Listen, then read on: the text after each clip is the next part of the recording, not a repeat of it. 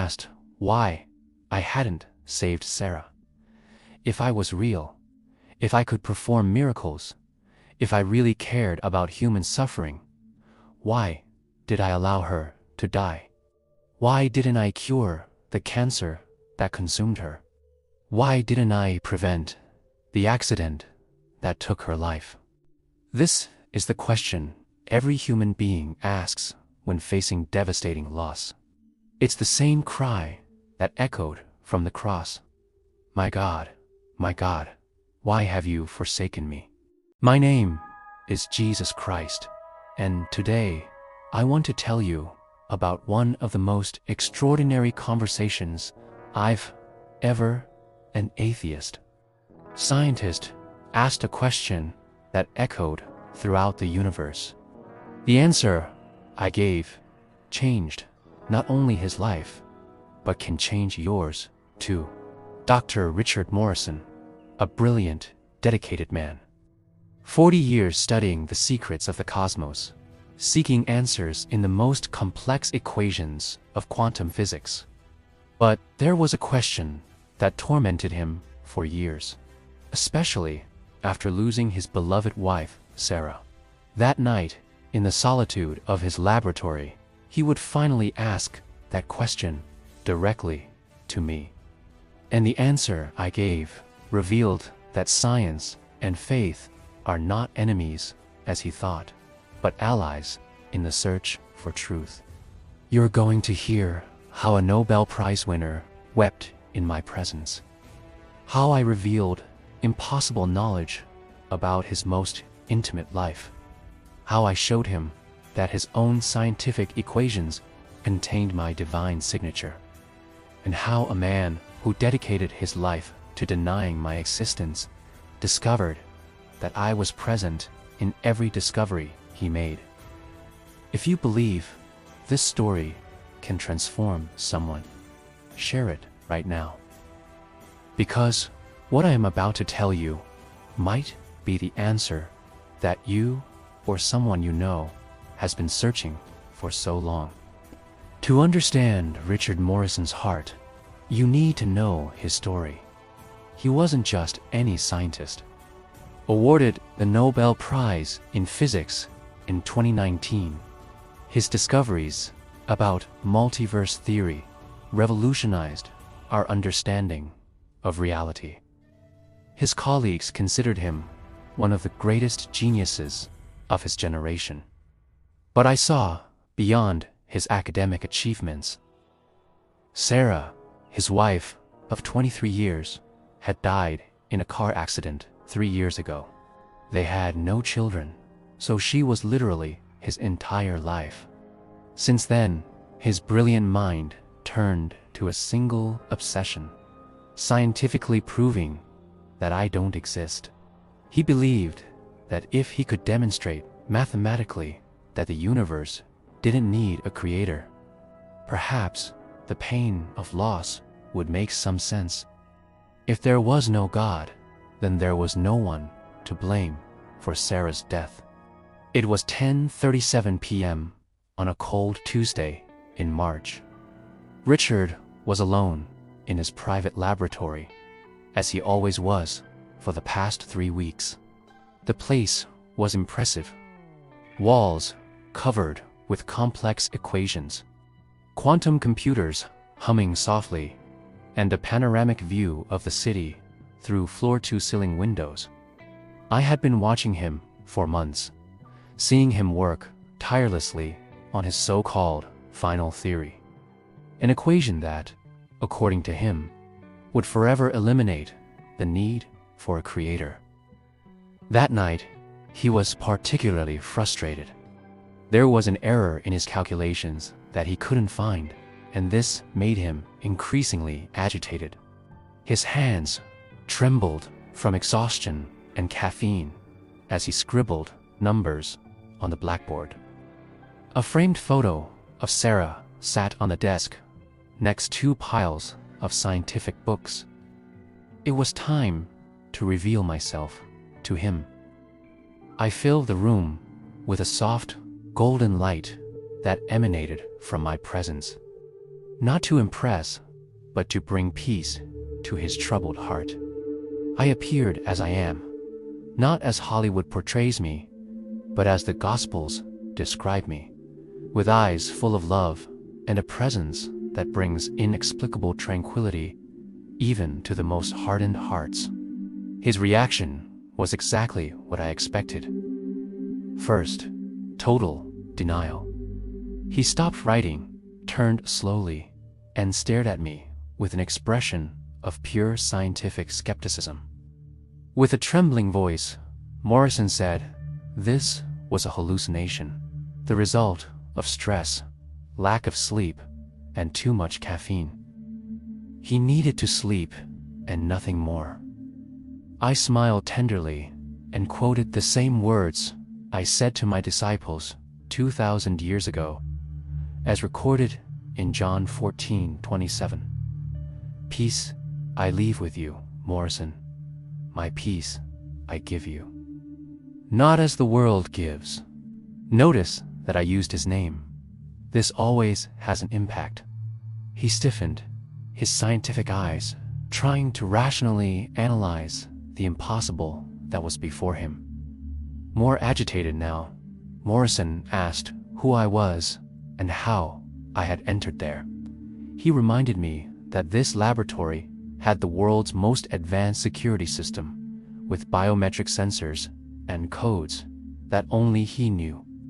With serenity, I replied that I am who I am, the same one who spoke to Moses at the burning bush, the same one who inspired the physical laws he studied so much.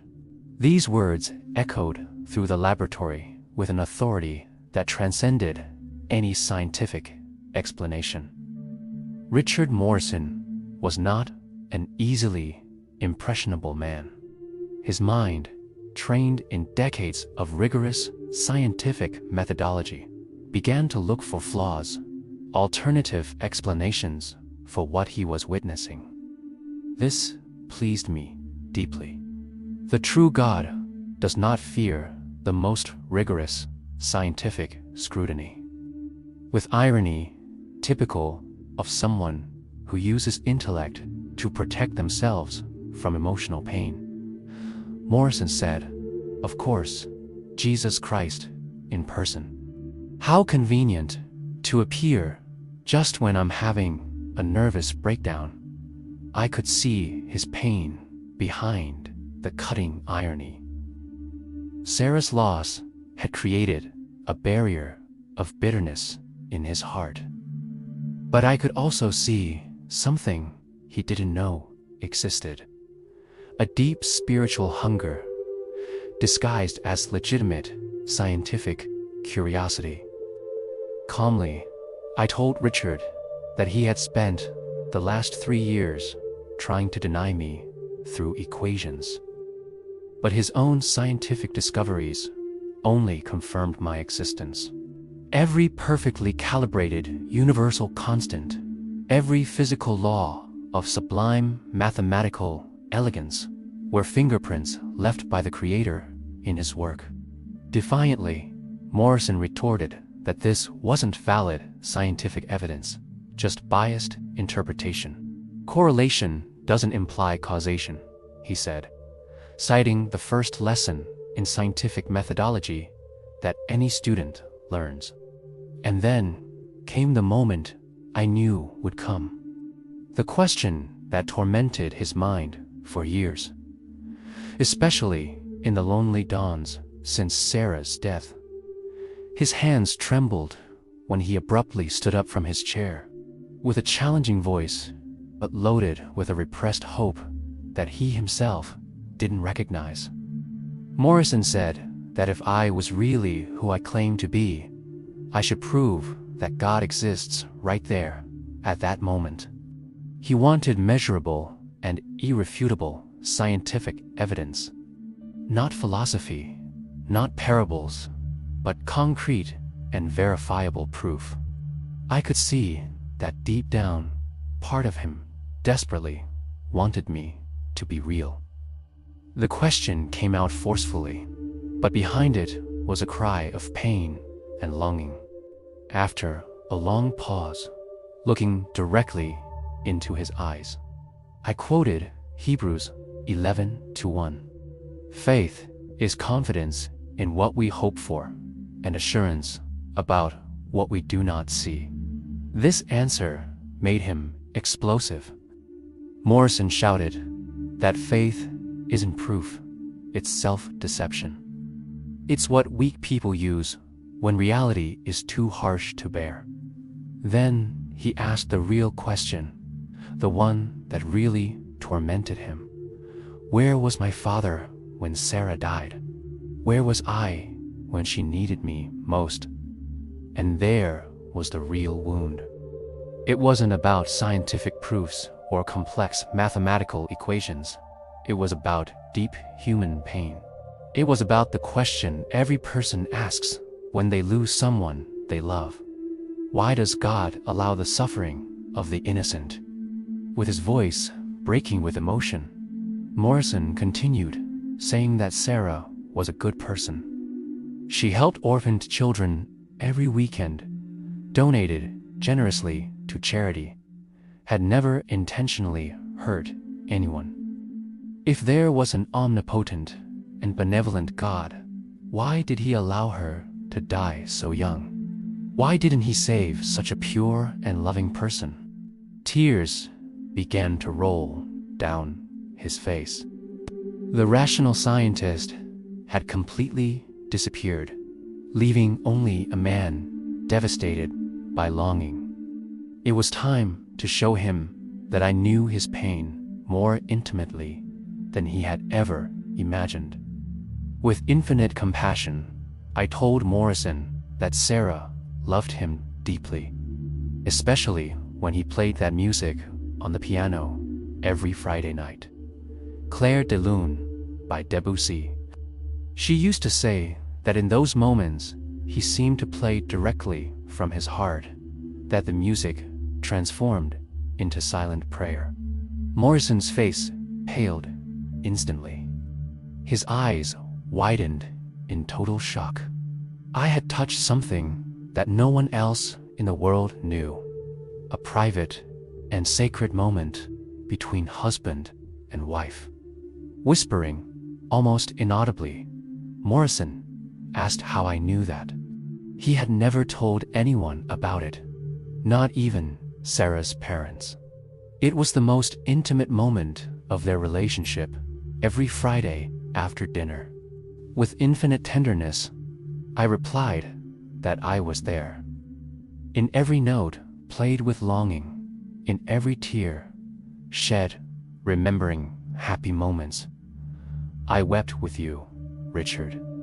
And Sarah was with me, smiling, because she knew that through music you were worshiping without realizing it.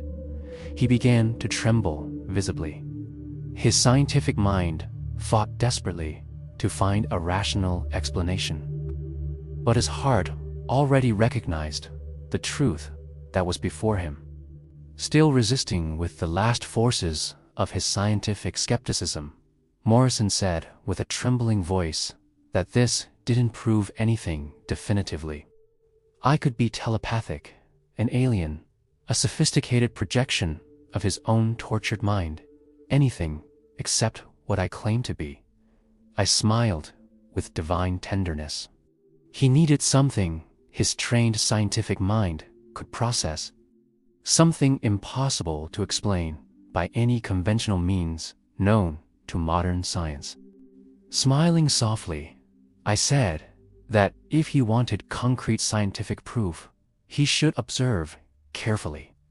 I pointed to the complex equations written on the wall, specifically to line 47, third term of his multiverse theory. Calmly, I explained that there was a subtle mathematical error that he couldn't find for 3 whole weeks. The coefficient should be 3.7426, not 3.7246 as he had written. This seemingly small error was causing instability throughout his fundamental theory. Morrison ran to the board like a man possessed by discovery.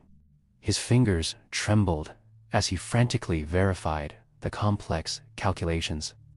3 weeks of frustrating work and sleepless nights, and I had identified the crucial error in seconds. Checking compulsively with calculators and computer simulations, Morrison murmured that it was impossible. He had reviewed those equations thousands of times, run simulations on supercomputers, but I was completely right. The error was exactly where I said it was. With divine authority, I quoted John 1:2-3. Through him, all things were made. Without him, nothing was made that has been made, including your equations, Richard. The same intelligence that established the fundamental laws of physics was present in that room. It wasn't about impressing with supernatural demonstrations. It was about revealing that the mind behind natural laws was communicating directly with him. Morrison fell heavily into his chair, his face pale with growing understanding. He began to talk about how universal constants had always intrigued him. The mathematical precision of nature, the inexplicable elegance of physical laws. It was as if there was a supreme intelligence behind everything. Finally, he was beginning to see. Science wasn't the enemy of faith, but its greatest ally in revealing divine truth. Smiling with approval, I reminded him that Einstein once said that God doesn't play dice with the universe. He was profoundly right, but didn't know how literally true his words were. But there was still a wound that needed to be healed. The real question behind all his obsessive scientific search needed to be confronted with love. Breaking down emotionally and beginning to cry, Morrison asked why I hadn't saved Sarah. If I was real, if I could perform miracles, if I really cared about human suffering, why did I allow her to die? Why didn't I cure the cancer that consumed her? Why didn't I prevent the accident that took her life? This is the question every human being asks when facing devastating loss. It's the same cry that echoed from the cross. My God, why have you forsaken me? I approached him, my divine heart overflowing with infinite compassion. With indescribable love, I replied that I didn't save Sarah because I had something infinitely better prepared for her and for him, too. Crying even more intensely, Morrison asked how there could be something better than living. How could there be something superior to being there with him, sharing the life they had built together? This is the natural limitation of finite human perspective. You see only one dimension of reality, limited by linear time. But I see all dimensions simultaneously, all eternity in a single moment. Quoting John 14:2-3, I explained that in my Father's house there are many rooms. If that were not so, would I have told you that I am going there to prepare a place for you? Sarah is with me now. Richard, completely free from pain, suffering, and physical limitations, and you can meet again. Still sobbing, Morrison said he missed her every day, that the longing was almost unbearable. With tenderness, I assured him that she knew exactly how he felt. True love doesn't die with the physical body, Richard. Love is eternal because it comes directly from me. and I am eternal by nature. I saw a profound change happen in his eyes. The anger that had consumed him for 3 years was gradually being replaced by something he hadn't experienced in a long time. Genuine hope. Calmer now, Morrison asked if this meant all his scientific pursuit had been useless, a waste of time and energy. Smiling with approval, I explained quite the contrary. His search was guided by me from the beginning. Every revolutionary discovery, every elegant equation, every moment of scientific clarity, I was there, whispering truths about creation in his attentive ear. It was time to show him something that would revolutionize his understanding of both faith and science forever. Patiently, I explained that he dedicated his entire life to studying theories he couldn't see directly. Subatomic quarks, parallel dimensions, dark matter, dark energy that makes up 95% of the universe. He accepted their existence based exclusively on indirect evidence and observable effects. This he called rigorous science. I call it legitimate scientific faith. Interested for the first time in the conversation, Morrison argued that these theories had measurable and verifiable indirect evidence. Smiling with wisdom, I replied that it was exactly like the love Sarah felt for him. You can't measure, weigh, or quantify love in a laboratory. But he knew with absolute certainty that it was real, because he observed the effects. Her smile, her unconditional dedication, the caring way she took care of him when he was sick. A light of understanding began to shine in his eyes. The rigorous scientist and the man of faith were finally meeting in harmony. Curious, Morrison asked if this meant that science doesn't contradict God at all. With authority based on Romans 1:20, I explained that all creation reveals my existence, Richard. Every physical constant adjusted with impossible precision, every natural law of mathematical elegance, every equation that describes reality with perfect beauty are my fingerprints left purposefully. Science is the divine alphabet with which I wrote the entire universe. He was reading my signature in every discovery he made. Tears of deep understanding rolled freely down his face. 3 years of bitter anger were dissolving in moments of transformative revelation. I quoted Galileo, reminding him that he said, "Mathematics is the alphabet with which God wrote the universe."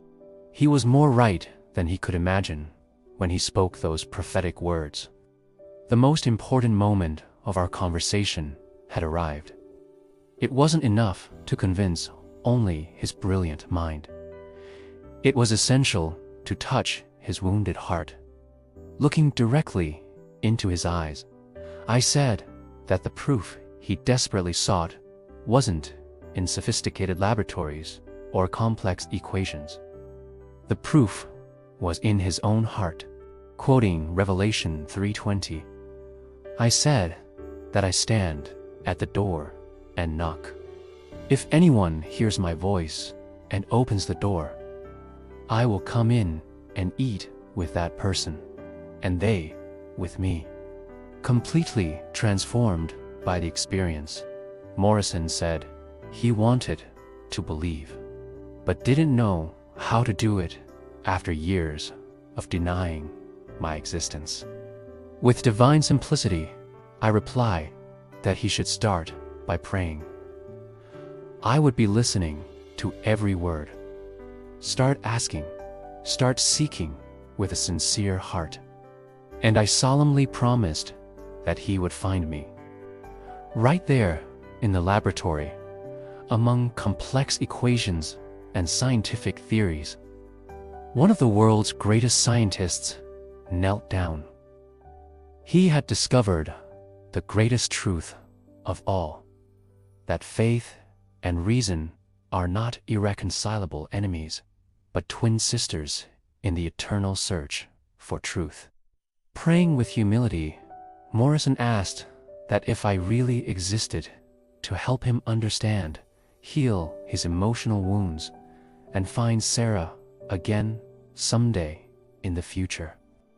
And I responded in the only way that truly matters, filling his broken heart with my supernatural peace. Dr. Richard Morrison was never the same after that transformative night. Today, he uses his science to reveal my glory to the world. His revolutionary discoveries about multiverses now include deep reflections on God's infinite nature. He discovered that faith and reason are not enemies, but complementary tools in the search for truth.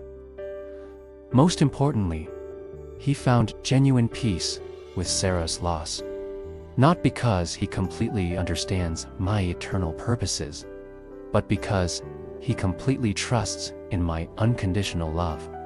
And you, what questions would you ask if I appeared in your home tonight?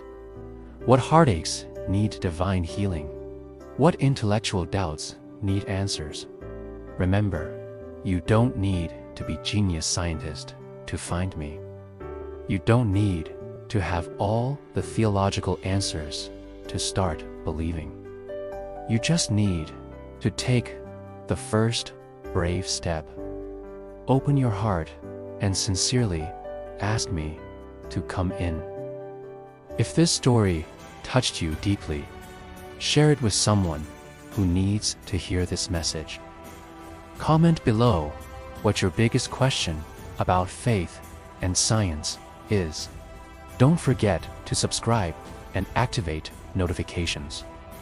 On the screen now, you can access another extraordinary conversation that will challenge everything you think you know about faith and life's purpose.